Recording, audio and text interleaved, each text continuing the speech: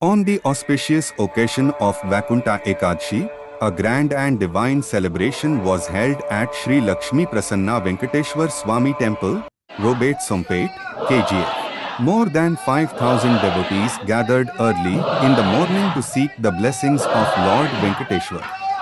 The temple was beautifully decorated with grand flower decorations, creating a heavenly atmosphere. Special Vakunta Dwaram Darshan was arranged, and prasadam was distributed to all devotees within the temple premises. This sacred event reflected the deep faith, unity, and devotion of KGF people.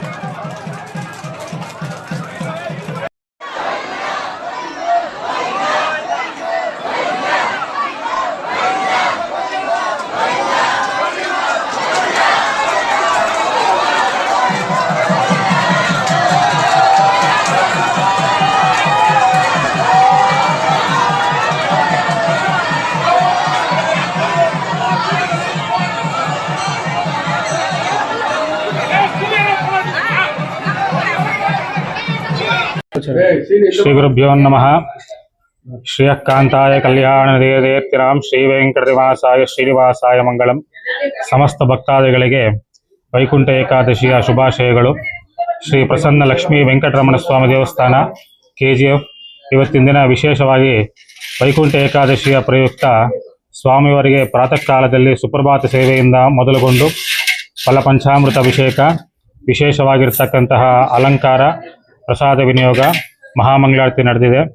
ಭಕ್ತಾದಿಗಳೆಲ್ಲ ಕೂಡ ಇವತ್ತಿನ ದಿನ ವಿಶೇಷವಾಗಿರ್ತಕ್ಕಂಥ ವೈಕುಂಠ ದ್ವಾರ ಪ್ರವೇಶವನ್ನು ಪಡೆದು ಮೋಕ್ಷ ಪಡಿಬೇಕು ಅಂತ ಹೇಳಿಬಿಟ್ಟು ಈ ಮೂಲಕ ಪ್ರಾರ್ಥನೆ.